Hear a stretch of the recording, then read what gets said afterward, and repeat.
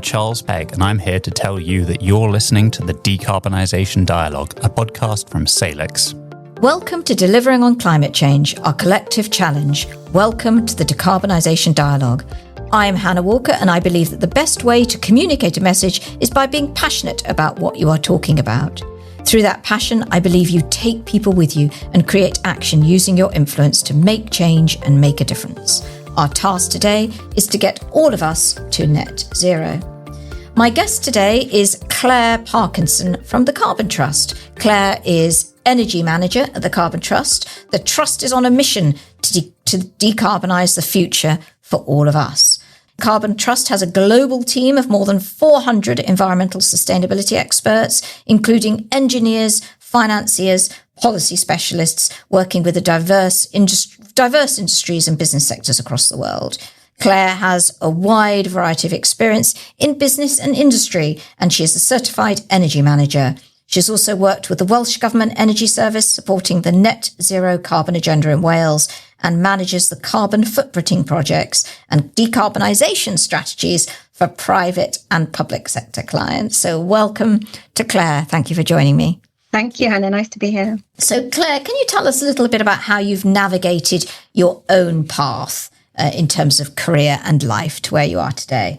Sure. So my very first role was with the government, Department of Works and Pensions, and I continued working in the public sector, job hopping probably every 2 or 3 years, with roles involving the Environmental Sustainability Officer at the Natural History Museum, which was great fun to see behind the scenes at a large institution like that.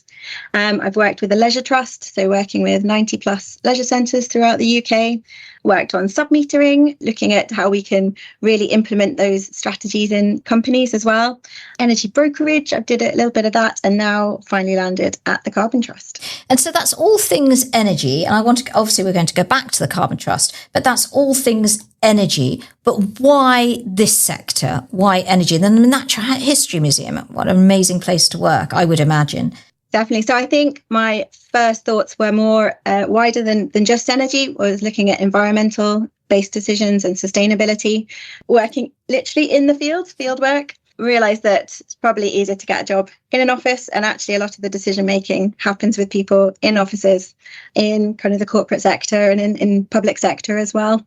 And then a love of numbers, a love of being able to measure and actually definitely quantify what's going on kind of drew me to that energy side, tracking electricity, gas, utilities that way as well. The Carbon Trust. So how did you move to the Carbon Trust? What kind of inspired you? What most triggered that step?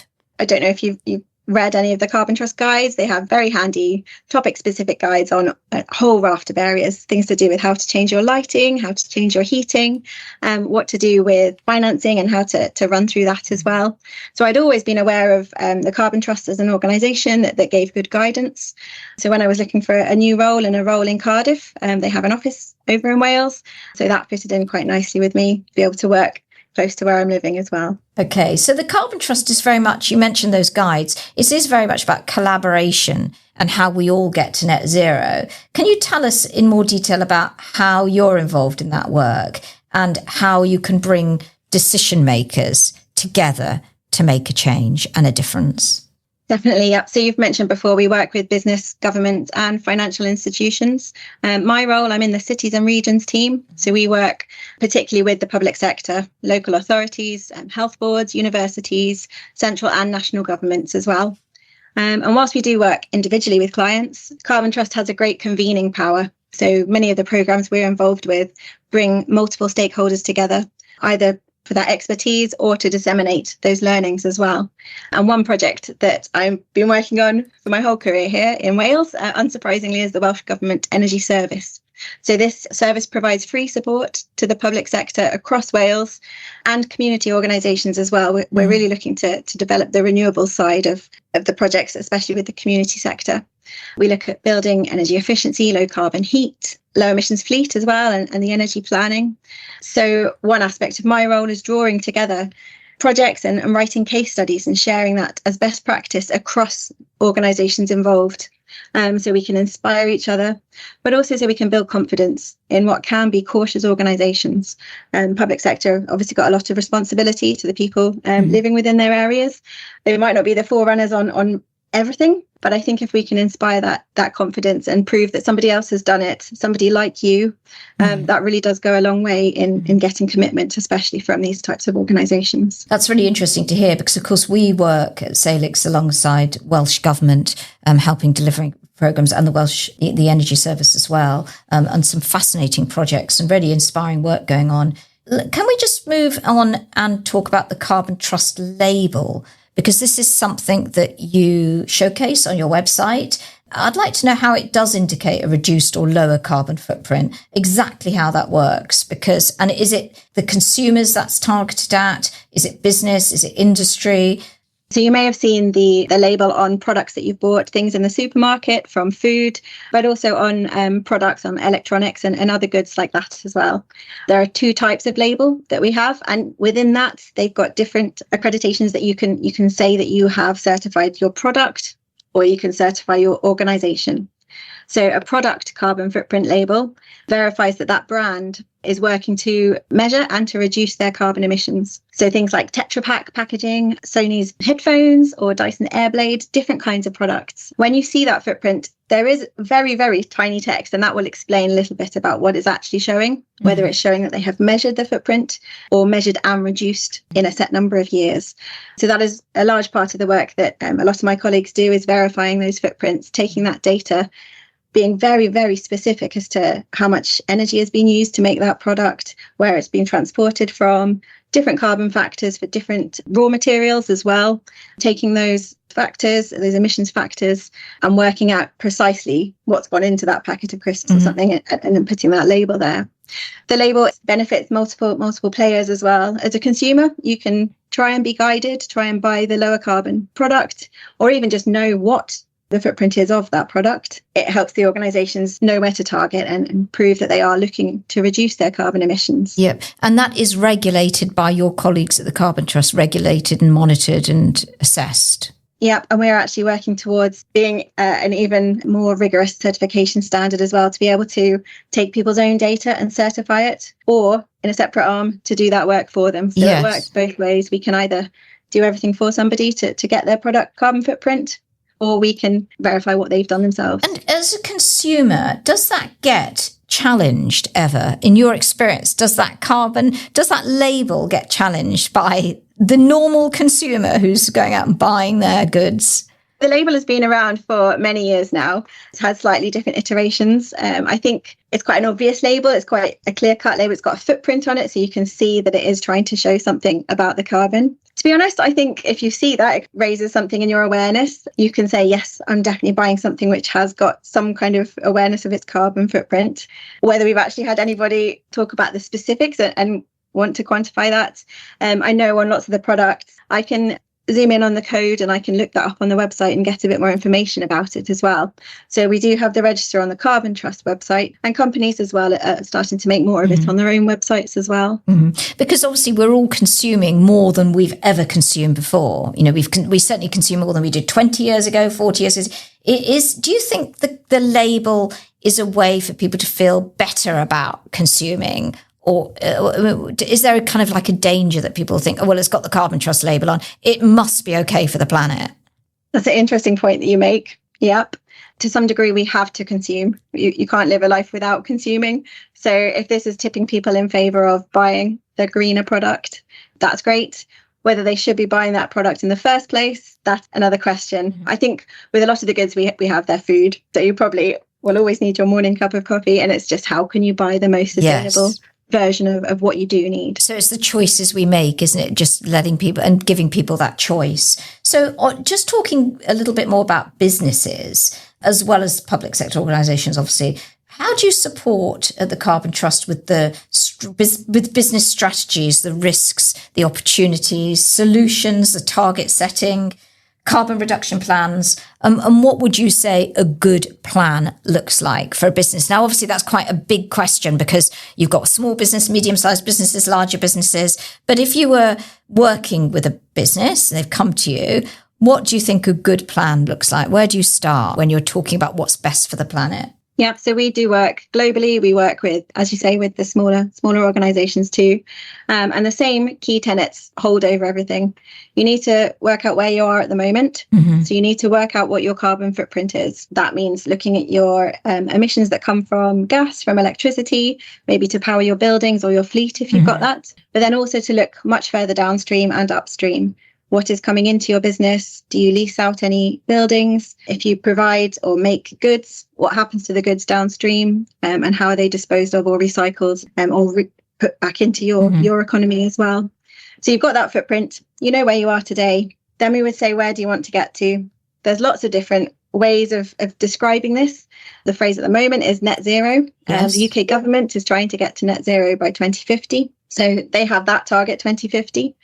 We work with the science-based targets initiatives, so you can set your own target on that, your own date for that one that's appropriate and relevant for your organisation. So that might give you a date that's a bit closer, a bit 2047.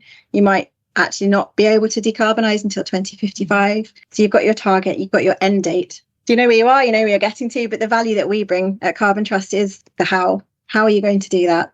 You need to come up and develop a strategy. You need to bring in really the key players from all departments across your business. So often we talk about energy. This is the energy manager's job. But actually, decarbonisation hits all across all areas, covers all staff. So you need to make sure you've got buy-in at a senior level. And obviously the financing and how you're going to fund this means you need to bring in colleagues from finance as well. And then the doing. So we can help you create action plans specific to country by country, operation by operation, different organisation teams as well. When you've got those plans, we can then help you implement those plans as well to work out what specifications you need for products, what you should be asking for in a tender, working out how to score returns from suppliers, and also what questions to ask your suppliers. So we talk about the downstream emissions, but the upstream emissions, who you're purchasing goods from yourselves, what your company is buying, where you're buying it from, ways you can influence that supply chain as well. So you've got the footprint, you've got the strategy, and you've got the target at the end. And do you find that as we're seeing more and hearing more about climate change, we're hearing more about net zero, obviously at the moment, you've mentioned those challenging targets, those 2050 targets, and a lot of local authorities have 2030 targets, there's 2045 target, there's that 2050 target. Are you finding that the race is on and that you're being approached more and more by organisations for your support? So I would say we've got an awful lot of long-standing relationships with the larger companies. I think this probably is even before you start to look at your footprint. You need to develop that relationship, work out where it is you want to go, what you want to do. So a lot of people have been with us many, many years and are repeating their tracking of the footprint and sort of reiteration their strategies. I would say yes, as we get closer to 2030, people are starting to realise how can we actually make a credible difference, and how do we need to realign and retarget and sort of boost the impact as well. Different people have got different things in their mind as well. Yes. So it is a constant, isn't it? And we do a lot of work obviously in the public sector and across housing, talking to people about why it's important to look at renewables, decarbonise. So we're kind of like coming from the same starting point, really. We've got to support governments to reach these net zero targets because we know it's a good thing. There is also the element of we don't want to over-catastrophize because people do think, gosh, we've got so far to go. Targets are really challenging. It might be easy to feel, it's beyond us, especially for the everyday person. I mean, businesses, you've talked about, there's a lot of onus on businesses to move forward. There's a lot of pressure on government to move us all forward. But there's kind of all of us as well. How do you think you re-energise that conversation around net zero? As a precursor to that, a lot of things are going on in the background that you may not notice as an individual. Things like the decarbonisation of the electricity grid in the UK. Yes. Emissions there have halved over the last decade, actually. They've dropped by 50% because of the increase in offshore wind, the reduction that we've seen in coal most recently as well.